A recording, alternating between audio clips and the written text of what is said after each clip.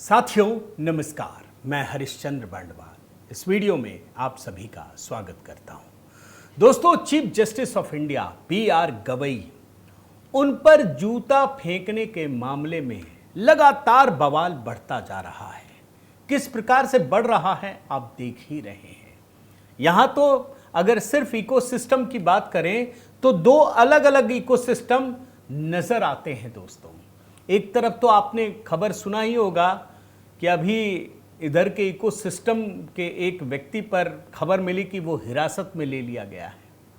लेकिन दोस्तों, मैं उस बहस में जाता नहीं। सीजेआई गवई पर जूता फेंकना, मैं एकदम स्पष्ट कहता हूं, ये गलत है। इसको कोई भी अच्छा नहीं कह सकता। मेरा खुद भी मानना है कि ये बिल्कुल गलत है।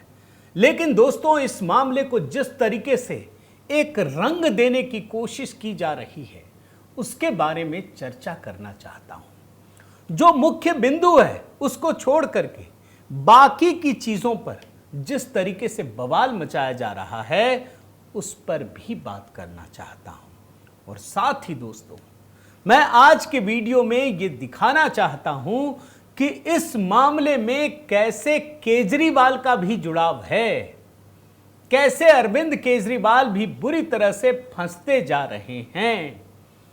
और एक बड़ी बात दोस्तों, भाई लोकतंत्र है ना, हर किसी को अपनी बात कहने का तो हक है। तो इस मामले में राकेश किशोर जो वकील हैं, 72 साल के हैं।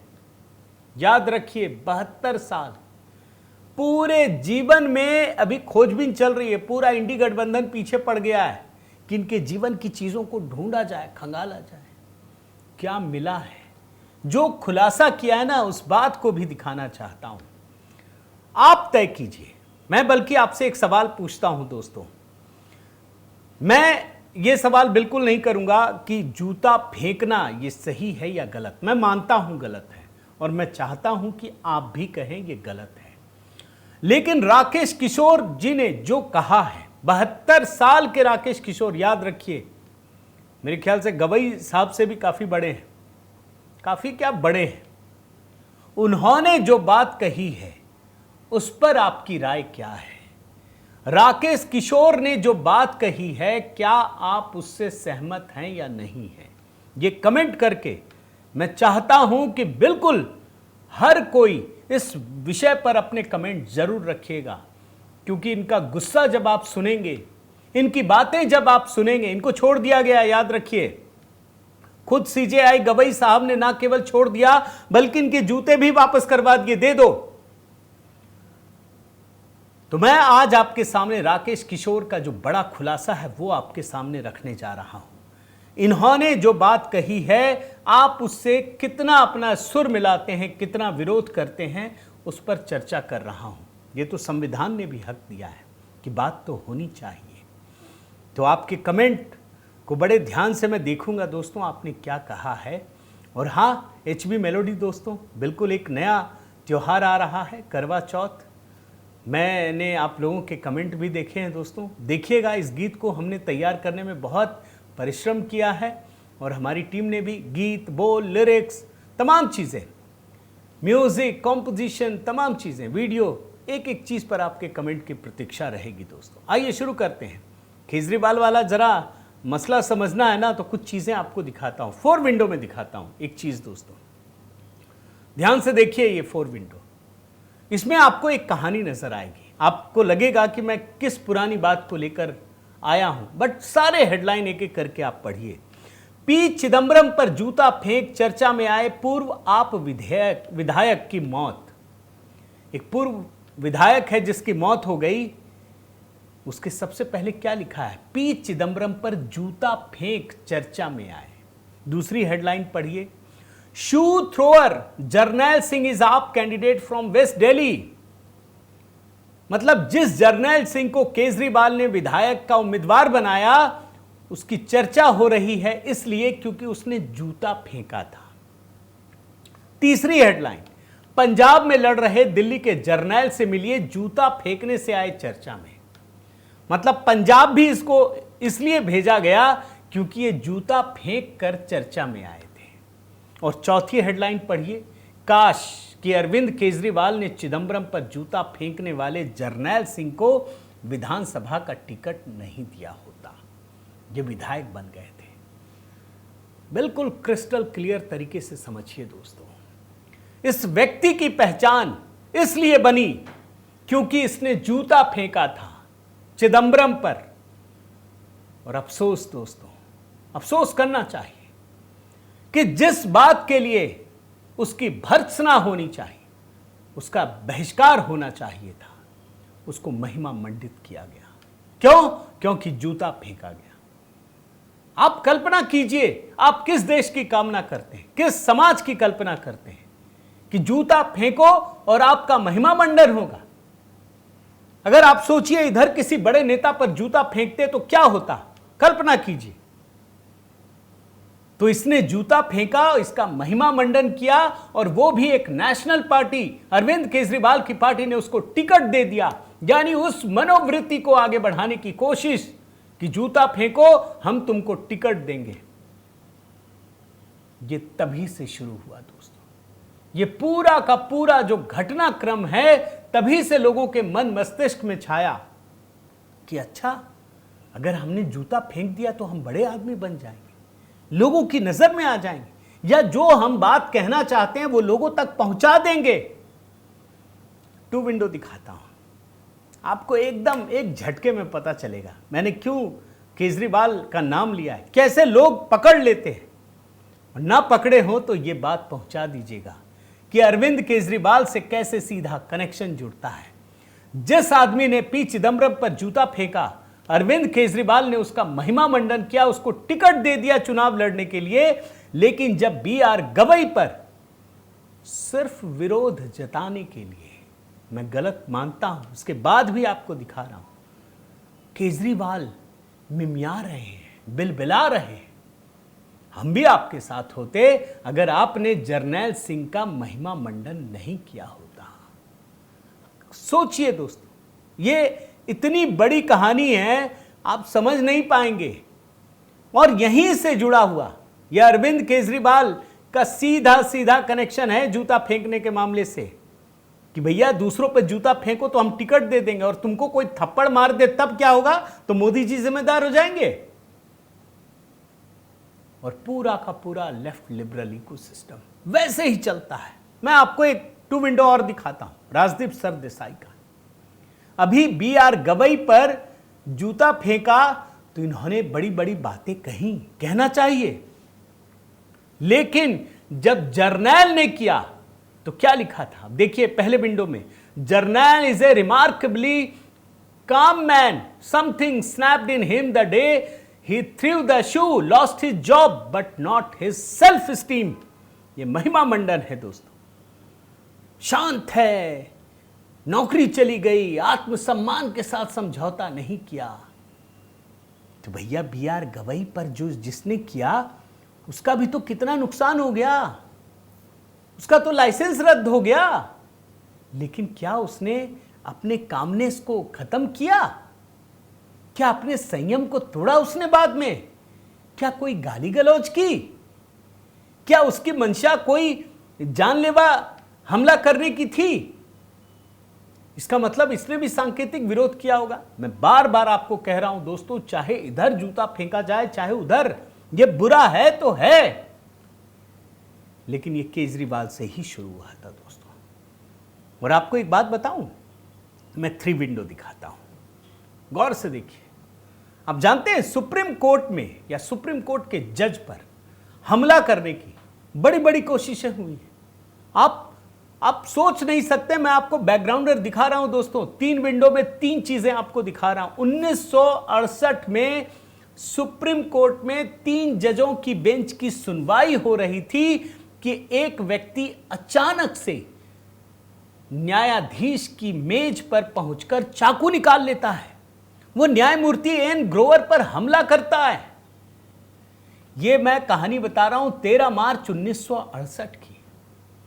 1975 में एन राय की कार के पास बम फेंकने का प्रयास किया जाता है। 1975, 1968, फिर 1975 और फिर यह घटना। वहां तो हत्या की कोशिश, और यहां सांकेतिक रूप से जूता उछालने की कोशिश। यानी सुप्रीम कोर्ट में पहले भी प्रयास हुए, वो भी गलत थे, ये भी गलत है, लेकिन अब रंग क्या दे दिया गया? दलित है इसलिए। क्यों? कांग्रेसी राज में जब यह हो रहा था तब क्या हो रहा था? मुझे तो नहीं पता किसी की जात। आप सोचिए कि ये कैसे एक पक्षीय दृष्टिकोण से देखते हैं। इस घटना के लिए किसने उकसाया? अभी जैन जी को कौन उकसा रहा है? आप सोचिए दोस्तों। और मैं आपको एक और टू विंडो दिखाता हूं, आपको बहुत कुछ क्लियर होगा। आप जानते हैं ना, भगवान विष्णु की खंडित प्रतिमा के मामले में B.R. गवई साहब सुन रहे थे। उन्होंने एक टिप्पणी की, क्या कही थी? आप भक्त हैं, भगवान विष्णु से जाकर कहिए, ये तो मैं मीडिया रिपोर्ट दिखा रहा हूं।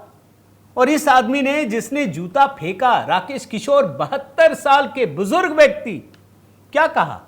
भगवान ने मुझसे कहा। क्या कहा अभी मैं आपको दिखाता हूं। भगवान ने मुझसे कहा। पहले विंडो में उन्होंने कहा कि भगवान विष्णु से जाकर कहिए, और इसने क्या कहा? भगवान ने मुझसे कहा। मैं एक और टू विंडो दिखाता हूं दोस्तों। ये जो ढोंग होता है ना पत्रकारिता के नाम पर, उसकी कहानी आपको दिखा रहा हूं। आप देखिए, ये उमा शंकर सिंह बड़े पत्रकार थे। अब आप देखिए, अभी जब CJI गवई पर जूता उछाला गया तो ये क्या लिख रहे हैं जनाब? मेरे हाथ तो कांप रहे हैं, कांप रहे हैं। इसके हाथ पैर सब मुंह कांपने लग गए। ये हाथी लिखा है, इसका तो पूरा शरीर ही हिल रहा होगा, ऐसे ऐसे जूता उछाल दिया। ये आदमी, ये फ्रॉड आदमी। और मैं आपको कह रहा हूं, देखिए इसको क्या है।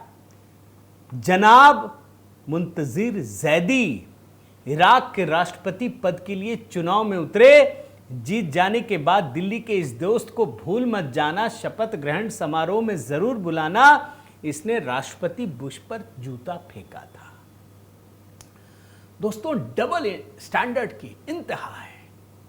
शर्म भी नहीं आती। अरे कुछ तो शर्म होगी कि जॉर्ज बुश पर जूता फेंका तो गदगद हो रहे हो चुनाव लड़ने के लिए, और यहां पर, वहां क्यों नहीं हाथ कांपे? यहां हाथ क्यों कांप रहे तुम्हारे? ये डबल स्टैंडर्ड आपको दिखा रहा हूं दोस्तों। मैं राकेश किशोर, उनका एक बयान सुनाता हूं, बड़ा सुनिएगा। आप जानते हैं ना, कश्मीर में एक आतंकी के बारे में क्या कहा था ये लेफ्ट लिबरल गैंग ने, कि एक टीचर का बेटा, गरीब बेटा, एक गरीब टीचर का गरीब बेटा। ये जो जूता फेंकने वाले शख्स है राकेश किशोर, 72 साल के, मैं तो इनकी डिग्री देखकर दंग रह गया। MSc, PhD, LLB, gold medallist. वो जूता क्यों फेंक रहा है भाई? वो खुद बोल रहे हैं। आप जरा बयान सुनिए इनका।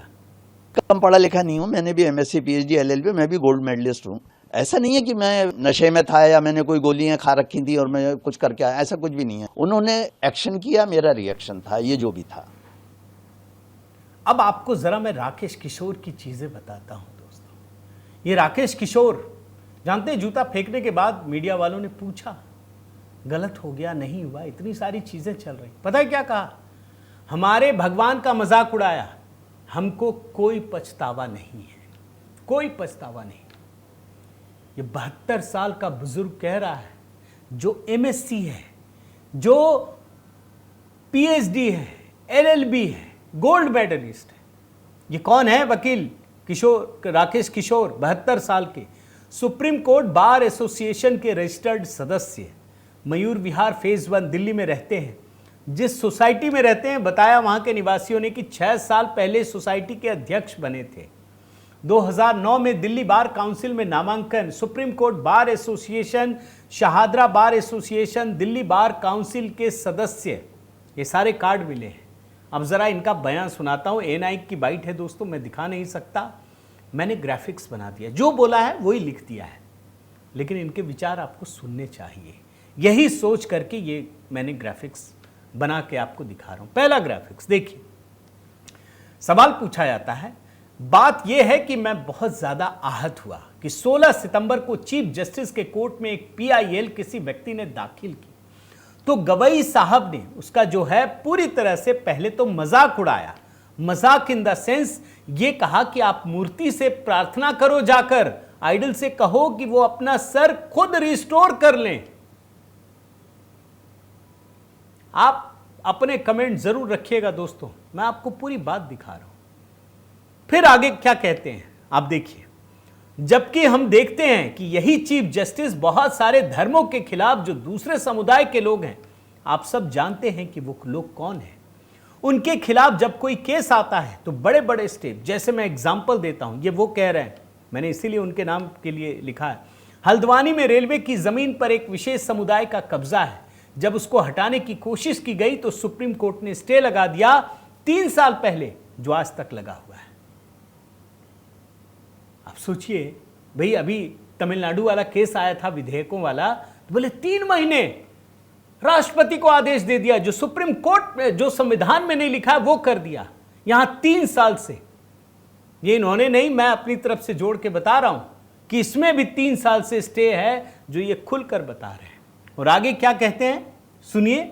ऐसे ही नुपुर शर्मा का जब मामला आया तो कोर्ट ने कह दिया कि आपने माहौल खराब कर दिया।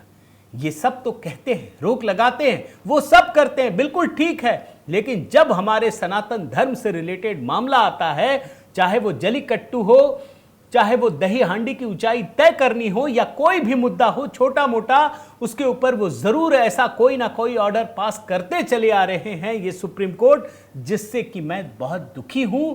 ऐसा इन्हें नहीं करना चाहिए। आगे लिखते हैं, ठीक है उस आदमी को रिलीफ नहीं देनी थी, मत दीजिए, मगर मजाक भी नहीं कीजिए उसका। आप सहमत हैं? क्या है आपके विचार, क्या है, लिखिएगा जरूर। अगला पॉइंट क्या कहते हैं, फिर कहा कि आप जाकर उसी मंदिर की मूर्ति के सामने मेडिटेट करें। अन्याय। इस जस्टिस ने यह क्या किया कि उसकी रिट पिटीशन को खारिज भी कर दिया। तो इन चीजों को लेकर मैं बहुत आहत था। अब देखिए, इस व्यक्ति के बारे में जानना चाहिए, बुजुर्ग व्यक्ति है, क्यों मन में इतनी पीड़ा आई, क्यों किया इतना बड़ा काम। 72 साल का जीवन, आप सोचिए, आदमी 60 साल के बाद तो वानप्रस्थ आश्रम में चला जाता है भाई, छोड़ देता है ये जीवन। वो तो बिल्कुल एक जैसे कहते हैं कि ठीक है अब 60 साल हो गया भाई, जस्टिस लोग भी रिटायर कर जाते हैं। क्या कहते हैं देखिए, वैसे भी मैं हिंसा के बहुत ज्यादा खिलाफ नहीं हूं, मगर आप लोग ये भी देखिए कि एक अहिंसक आदमी, सीधा सच्चा आदमी, जिसके ऊपर कोई केस आज तक नहीं है, किसी ग्रुप को बिलोंग नहीं करता है, उसको ये सब क्यों करना पड़े। ये जरूर सोचने वाली बात है, पूरे देश को चिंतन करने वाली बात है कि ऐसा क्या हो गया आखिर। और तब वो कहते हैं, जो मैंने आपको बयान सुनाया दोस्तों, कि मैं भी कम पढ़ा लिखा नहीं हूं, मैंने भी MSc, PhD, LLB, मैं भी गोल्ड मेडलिस्ट हूं। ऐसा नहीं है कि मैं नशे में था, मैंने कोई गोलियां खा रखी थी और कुछ ऐसा करके आया, ऐसा भी कुछ नहीं है। उन्होंने एक्शन किया, मेरा रिएक्शन था। और आगे कहते हैं ये राकेश किशोर, ये जो भी था तो आप इसे जैसा लेना चाहें आप लीजिए। आई एम फ्री टू से दिस थिंग। मैं फियरफुल नहीं हूं किसी चीज के लिए, ना मुझे कोई इस बात का अफसोस है कि क्या हुआ क्या नहीं हुआ। इनसे पूछा गया कि आपको अफसोस है या नहीं। मैंने आपको अभी हेडलाइन दिखाई थी, क्या कहा वो भी मैं आपको आखिरी ग्राफिक्स के जरिए दिखाता हूं। बिल्कुल अफसोस नहीं है, ना ना, मैं माफी नहीं मांगने वाला हूं, ना मुझे अफसोस है, मैंने कुछ भी नहीं किया। आप मेरे ऊपर सवाल उठा रहे हैं। परमात्मा ने जो करवाया वो मैंने किया, मैं करता नहीं, महज साक्षी हूं। उसने करवाया, उसकी इच्छा पूरी हो, उसकी इच्छा होगी मैं जेल जाऊं या मुझे फांसी लगा दिया जाए या मुझे मार दी जाए, वो परमात्मा की इच्छा है। मैं कहता हूं परमात्मा की इच्छा पूरी हो। 72 साल का हो गया हूं, कब तक झेलूंगा इस तरह की घटनाएं, ये मुझे आप बता दें। याद रखिए दोस्तों, ये देश लोकतांत्रिक देश है। अगर गलत किया आप सजा दीजिए, सुप्रीम कोर्ट सजा दे सकता है, लेकिन उसकी बात तो आप पहुंचेगी ना, कोई दबा नहीं सकता भाई। अरे गोडसे की बात भी लोग बोलते हैं, आप समर्थन कीजिए ना कीजिए वो तो बिल्कुल अलग मुद्दा है। मैं समर्थन नहीं करता जूते का, इसीलिए मैंने आपको केजरीवाल से जुड़ी घटनाएं दिखाई। ये व्यक्ति कह रहे हैं कि भगवान ने मुझसे कहा, पुलिस ने इनसे पूछताछ की। जानते क्या कहा कि सीजेआई गवई की टिप्पणी सुनकर तो मेरी नींद मतलब खत्म उड़ गई। रोज रात को भगवान मुझसे पूछते थे कितने अपमान के बाद मैं आराम कैसे कर सकता हूं। राकेश किशोर दोस्तों सिर्फ सीजेआई गवई के भगवान विष्णु पर की गई टिप्पणी से नाराज नहीं था, बल्कि आपको याद कीजिए मॉरिशस में सीजेआई गवई के भाषण से भी दुखी था, जिसमें उन्होंने कहा था ना कि कानून के शासन के तहत चलती है, बुलडोजर के शासन के तहत नहीं। मैं तो बल्कि जानते हैं दोस्तों कि आप पीछे के कालखंड में जाइए, लोगों को न्याय व्यवस्था से विश्वास उठ गया था। ये तो योगी जी का मॉडल है जिससे न्याय व्यवस्था पर फिर से विश्वास जमा है। और आप देखिए कि इस वकील से कल 3 घंटे की पूछताछ हुई, कोर्ट कैंपस में ही हुई। उसके पास एक पर्ची बरामद हुई। जानते क्या लिखा था? मेरा संदेश हर सनातनी के लिए है, सनातन धर्म का अपमान नहीं सहेगा हिंदुस्तान। और सुप्रीम कोर्ट के रजिस्ट्रार जनरल ने दोस्तों औपचारिक रूप से पुलिस को सूचित किया कि अदालत कोई मामला दर्ज नहीं कराना चाहती, और इसके बाद पुलिस ने किशोर को रिहा कर दिया। उसके जूते, उसके दस्तावेज सब वापस कर दिए गए। लेकिन याद रखिए, राकेश किशोर, ये पूरा जो गैंग है ना, ऐसा पीछे पड़ा हुआ है कि इनका जीवन दूभर कर दिया जाएगा। ये आप लिख लीजिए, मैं अभी आपको बोल देता हूं। इनका लाइसेंस रद्द कर दिया गया है, जो 2011 का है। बार काउंसिल ऑफ इंडिया ने तुरंत निलंबित कर दिया। मनन कुमार मिश्रा है, यह आदेश जारी किया और कहा कि यह आचरण ठीक नहीं है। शो काउज नोटिस भी दिया 15 दिन का। देखिए, मैं भी समर्थन नहीं करता, मैंने तो आपको बता दिया। और ये मामला दोस्तों कल बिल्कुल संक्षिप्त में बता दूं कि सीजेआई गवई की अध्यक्षता वाली जो पीठ है, वो वकीलों की तत्काल सूचीबद्धता से जुड़ी याचिकाओं की सुनवाई कर रही थी। तभी ये बुजुर्ग वकील राकेश किशोर अदालत में आते हैं, आगे बढ़ते हैं, जूता उतारा और मुख्य न्यायाधीश की ओर फेंकने की कोशिश की, और फिर कहा कि सनातन धर्म का अपमान नहीं सहेगा हिंदुस्तान। गुस्सा किस बात पर था? इसी बात पर ना कि हमारे धर्म पर, हमारे सनातन संस्कृति पर आप मत बोलिए। आपको रिलीफ देनी है दीजिए, नहीं देना मत दीजिए, लेकिन व्यंग्य मत कीजिए। यही काम तो राहुल गांधी भी करते हैं दोस्तों। मैं सिर्फ आखिरी में चलते चलते आपको दिखा देता हूं, भगवान विष्णु को लेकर। आप जानते हैं ना, प्रधानमंत्री मोदी समुद्र के नीचे जाकर जहां द्वारिका एक पूजा पाठ किया था, यह मजाक उड़ाया था उन्होंने। बयान सुनाता हूं, आप सुनिए। मोदी कभी पाकिस्तान की बात करेगा, कभी समुद्र के नीचे जाके मतलब ड्रामा करेगा, और मतलब आपने देखा, पता नहीं देखा, मतलब समुद्र के नीचे जाके बिल्कुल डरा हुआ था कि भैया कुछ हो ना जाए यहाँ पे। राहुल गांधी जिस चीज पर हमला करते हैं ना दोस्तों, उसमें अपने सनातन धर्म को जरूर जोड़ते हैं, सिर्फ इसलिए कि मजाक उड़ा सकें अपनी संस्कृति का। एक और बयान सुना देता हूं। इसको जैसे मंदिर में मूर्ति होती है वैसे मूर्तियां बना रखी हैं, और ओबीसी की वहां पे मूर्तियां भर रखी हैं, मगर पावर बिल्कुल नहीं है। 100 बात की एक बात है दोस्तों, आप किसी धर्म का इस देश में क्या पूरी दुनिया में मजाक नहीं उड़ा सकते। हिंदू धर्म को छोड़ करके कोई उड़ा ही नहीं सकता। अरे भैया 2 दिन नहीं टिक पाएंगे आप, उड़ा कर देख लीजिए। किसी भी धर्म का हिम्मत नहीं है। बस सनातन धर्म हो, कुछ भी कह लीजिए, मजाक उड़ाइए, जो कहना आप कह लीजिए, इनको लगता है चल जाएगा। लेकिन अब देश की जनता जागरूक हो रही है। आप घटनाओं की चर्चा कर लें, लेकिन जो उसके मूल में अगर उसकी चर्चा नहीं करेंगे तो आप परेशान होंगे। ये मैं एकदम स्पष्ट कह रहा हूं, मैं देख रहा हूं। आपकी क्या राय है दोस्तों, ज़रूर बताइएगा। और यहाँ एक बात बता दूं, ये जूता जो फेंका गया ना, ये वहीं से आया है। इनको लग रहा होगा कि एक बार जूता फेंक दो तो मेरी बात पहुंच जाएगी, पहुंच भी गई। यही वो कर रहे थे, यही केजरीवाल ने जर्नैल सिंह के मामले में किया। आपकी राय की बिल्कुल मैं इंतज़ार रहेगा दोस्तों। आप एक एक चीज़ पर ज़रूर कमेंट कीजिएगा, बताइएगा कि आप इस मसले पर आप क्या सोचते हैं, सही गलत जो भी है, आप विचार ज़रूर रखिएगा। और हाँ दोस्तों, अगर आपने चैनल सब्सक्राइब नहीं किया है तो ज़रूर कीजिए, लाइक कीजिए, बेल आइकन दबाइए। और HB मेलोडी दोस्तों अभी के अभी देखिए, कमेंट में मैंने पिंड कर दिया है। करवा चौथ के इस गीत को सुनिए, सुनाइए सबको अपने परिवार में। बहुत ही अच्छे ढंग से इसको तैयार किया है दोस्तों। वहाँ पर भी अपना कमेंट कीजिए। बहुत बहुत धन्यवाद। जय सिया राम।